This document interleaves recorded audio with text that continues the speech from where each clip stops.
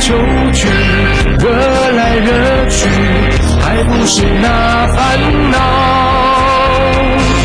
人生拥有多，痛苦相对多。计较什么？计较什么？挣得越多，得到越少。随缘啦，随缘啦，粗茶淡饭随缘过。自在啦，自在啦，万般自在莫臃肿。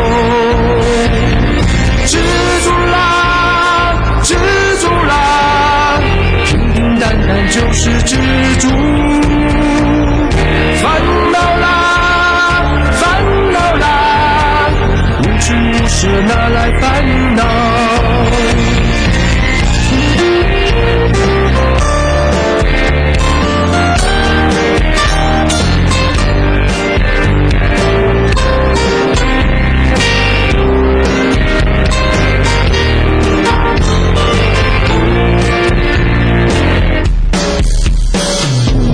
人生拥有多，痛苦相对多。计较什么？计较什么？挣得越多，得到越少。随缘啦，随缘啦，粗茶淡饭随缘过。自在啦，自在啦，万般自在莫臃肿。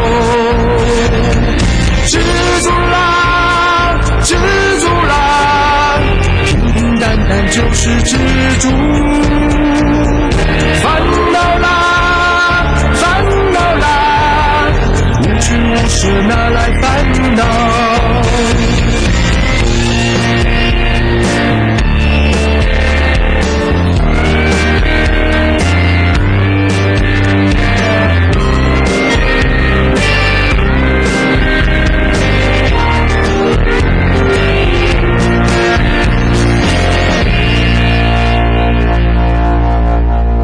在遥远的须弥山十方法界里，有一个神奇宝盒。这个宝盒打开，会有很多宝物跑出来哦。真的吗？这些宝物可以增长你的智慧，让你更聪明呢。有这么神奇哦！我带你去看一看就知道啦。十方法界电视台节目包罗万象，内容包括有电视弘法、十方新闻、健康美食、生活法律、台语天地、寺院之美。哇，好精彩啊！我们要怎么样才能看得到呢？很简单啊，打开电视用遥控器就可以搜寻到一朵象征莲花绽开的频道，就是十方法界。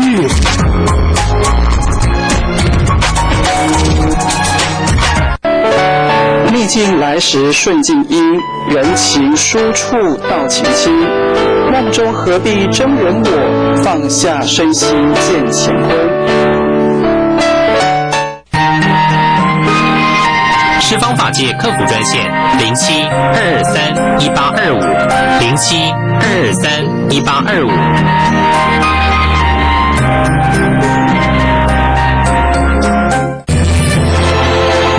您现在所收看的是十方法界卫视。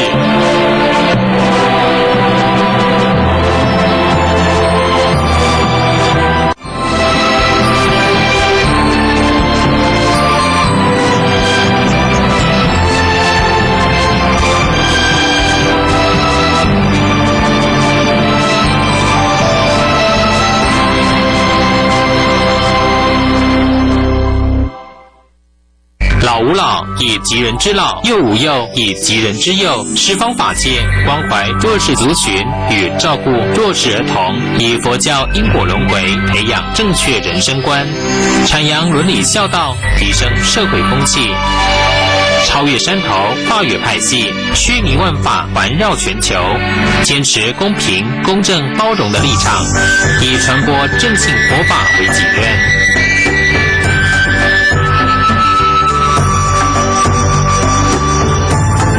十方法界卫士。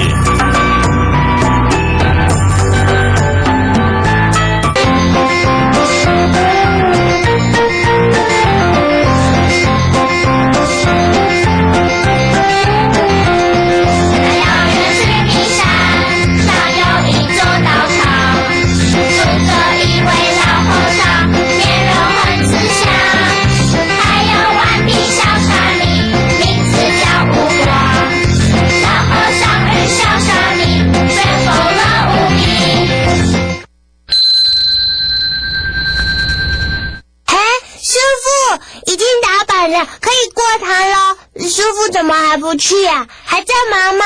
我可以帮你哦。哦，不用不用，师父马上就好了。谢谢你啊，悟光。师父，好奇怪哦，吃饭就吃饭啊，为什么要叫过堂啊？是过去餐厅吃饭吗？如果是餐厅，可以叫过餐啊，过厅啊。餐厅又不是叫什么餐堂。过堂是佛教特有的仪轨哦。仪轨？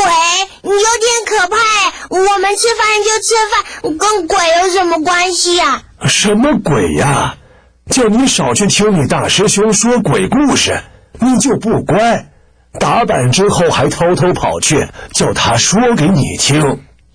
师父，你怎么会知道啊？是寻堂师兄听到你的尖叫声，吓了一跳，以为你发生了什么事，才稍微偷听一下的。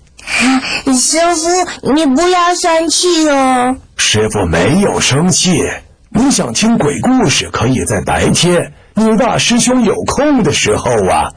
晚上打板就是提醒大家该睡觉休息了，知道吗？来，师父跟你讲解一下过堂的意思。好。师父刚刚不是说过堂是佛教特有的仪轨吗？啊，那个仪是整以仪容的仪，轨是火车轨道的轨，以后你就知道了吧。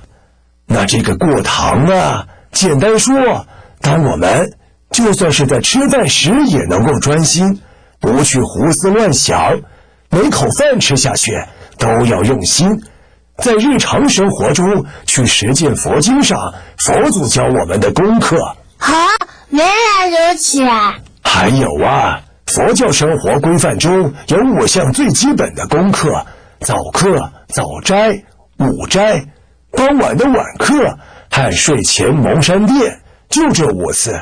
大家进入大殿，一起唱诵及吃饭，成为我们基本的生活，一直到现在都是。我们出家人一天吃2次饭，过午不食。等吃饭时间到，大辽师父就会打板通知大家集合，然后按照出家顺序，和在寺里的职务高低进入斋堂，坐在自己的位置上，不能开口。不能说话。是啊，难道吃饭时你都没注意到大家都没说话吗？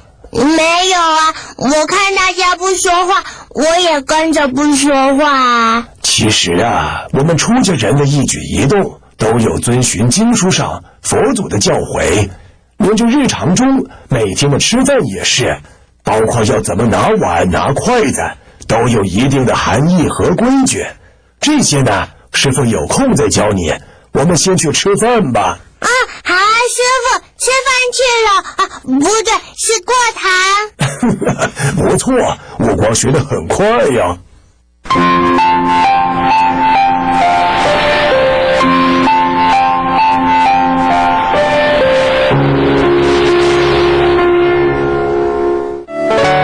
历尽来时顺境因，人情疏处道情亲。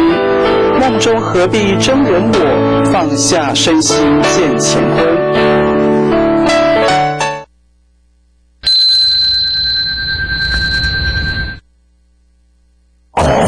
悟光，你在整理灯座啊？您来啦。是啊，我就想说这些灯座有沾到灰尘，想把它擦一下。不错，你发心做这些事，不只是在帮佛祖做事，也是在培植你的福德，丰富你的福田。没有啦，师父。咦，师父，我的妈妈过年时都会帮我点灯，而且我有听到义中师兄姐在说什么光明灯、药师灯的。师父，这个点灯是有什么意义吗？我们要点灯，点灯有什么好处啊？简单来说，像我们在诵经礼拜做功课时，放在佛前燃烧供佛的灯是酥油灯。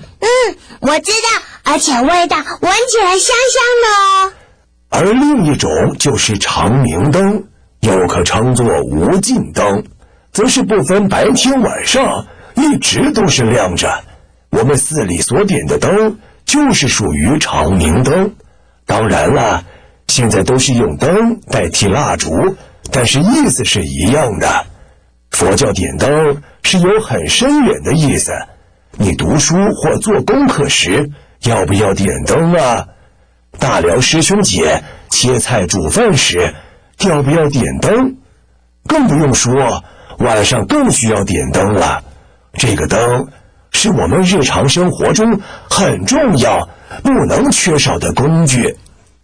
我知道，有一次我看到禅堂里的日光灯坏了，你就觉得暗暗的，要看经书都好不方便哦。就是啊，黑暗会让人有恐惧、害怕的感觉，也有负面消极的意思。古代因为没有电力，只能依靠烛光，让人们可以在漫长的黑夜中继续工作读书，所以在佛法中，灯火也象征智慧光明。也因为如此，佛陀就曾经开示我们要燃灯供佛。经典中也有记载点灯的功德，像是如果不施灯具，让世间充满光明，众生远离黑暗之苦，有财布施的功德。不施灯具的人，生生世世眼睛都会明亮，因为灯火明亮象征开启智慧光明，而且灯火有温暖的感觉，是一种热量，以光明来传递我们的心愿，给受苦众生温暖的象征。原来点灯有这么多意义和功德，难怪我妈妈都会帮我点光明灯和智慧灯，就是希望我开智慧、长智慧哦。寺里供大家点的长明灯，就是希望我们借由点灯来得到诸佛菩萨放光加持，消除灾障。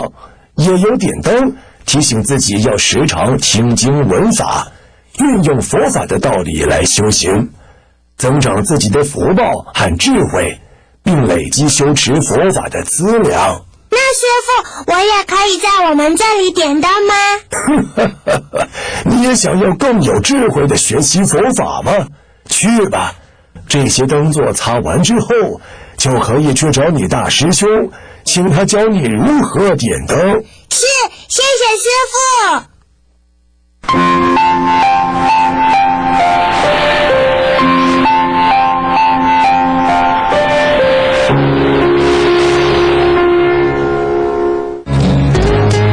欲知前世因，今生受者是；欲知来世果，今生做者是。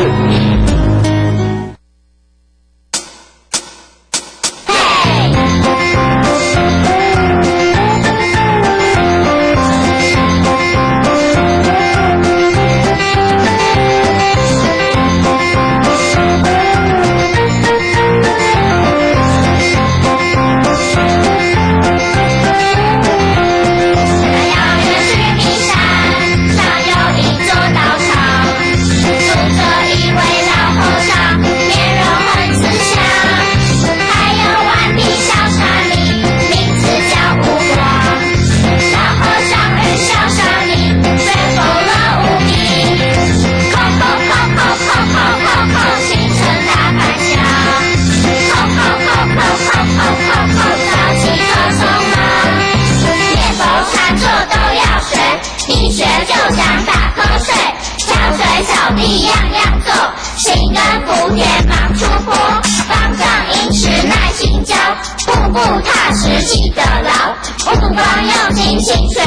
集，苦集灭道为真理，小和尚与小沙弥，心境却否乐无比。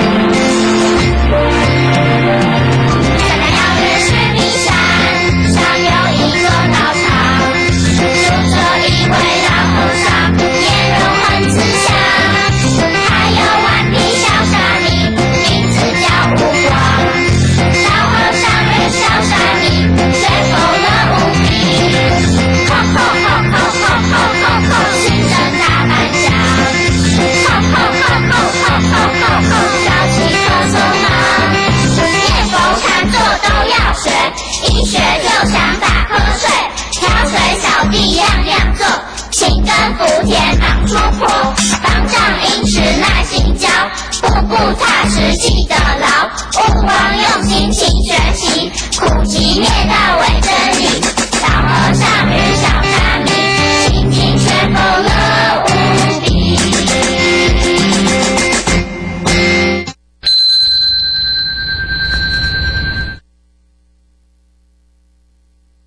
师父说，修行人要做到四大皆空。四大皆空是什么意思？是四大天王都空了吗？可是香港四大天王都在啊，什么郭天王、刘天王、张天王，还有一个什么天王，怎么一下子想不起来啊？目光啊，你在哪儿啊？嘿，好像是师父在叫我，师父，我在山门口。你说你在哪儿啊？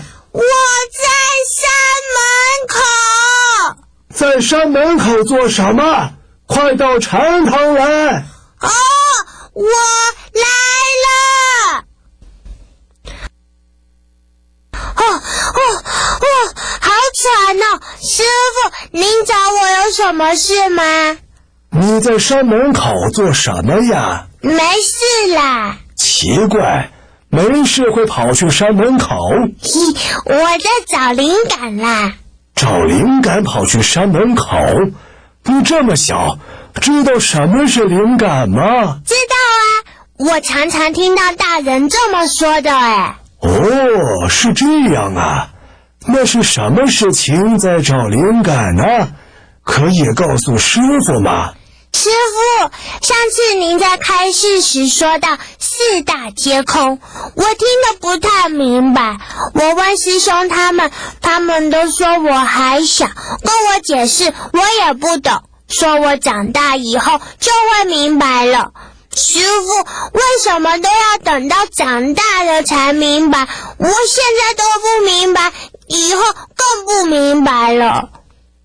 师父，四大皆空是什么意思啊？是四大天王都空了吗？我是知道香港有四大天王，但是他们都还在嘛。四大皆空跟四大天王是两件事，没有关系，是你误会了。我弄错了，原来他们没有关系。那师父，什么是四大皆空？什么又是四大天王啊？简单来说，这四大皆空指的是地、水、火、风等结合物体的四种元素。地大，以坚硬为性，能支持万物不使坠落；水大，以潮湿为性，能收摄万物不使散逸；火大，以温暖为性，能成熟万物不使坏烂；风大，以流动为性，能生长万物，调节畅通。宇宙间的森罗万象，没有一样不是仰赖地、水、火、风港4大元素结合而成的。譬如一朵花的绽放，要有肥沃的土壤，还要有水分、日光、空气，这些就是水大、火大、风大。如果缺少了一样，那花儿就不能盛开怒放了。师傅，这4样东西有了，花儿就开了。这4样东西如果没有了，是不是花就死了呢？对呀，这道理好难哦，我还是不懂。不过我对香港4大天王比较有兴趣。不过你说香港有什么4大天王，这我是不懂了。不过在佛教中也有4大天王，是你不知道的呀。佛教中也有4大天王哦，好神奇哦！我想知道，师父您快说嘛。师父，阿弥陀佛。小玲姐姐，你来的正好，师父要说4大天王咯。哈，4大天王是香港的4大天王吗？我没兴趣耶。不是啦，小玲姐姐，是佛教的4大天王啦。哈，那我想听。这位于20诸天的4大天王是佛教的护法神，也可以称呼4大金刚。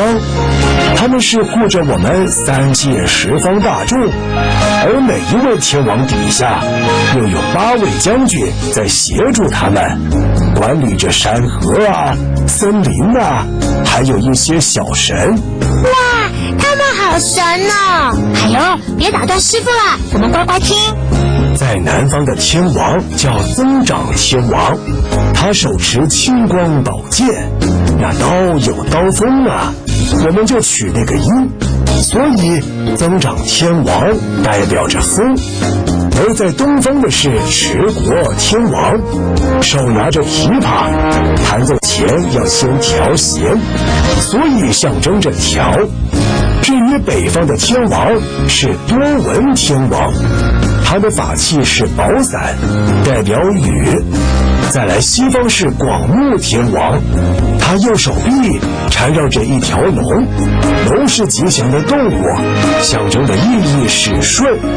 而这4位天王各具东西南北4方，借由他们的力量，让我们风调雨顺。哇，师父，4大天王好厉害哟，可以呼风唤雨耶！不是呼风唤雨，是风调雨顺。这意思不是差不多吗？是差很多哎。 4大天王除了象征风调雨顺之外，还有一层含义啊。原来不是我们一般想的那么简单哦。每一尊天王的名称都有代表意义。居于须弥山东方黄金朵的持国天王，因慈悲为怀，因情护佑众生，使人民皆得安和乐利，国土富饶，所以有持国的美名。东方的持国天王这么厉害，简直是东方不败嘛！而居于须弥山西方白银朵的广目天王，常以清净天眼观察护持世间众生，护佑人民，为西方的护法善神。如果发现有人不信因果，作恶多端，便会纠正众生的恶念，让他升起善心。师父，他是不是跟千里眼一样那么厉害啊？没错，像你在捣蛋调皮的时候，他也会看到，然后打你的小屁屁。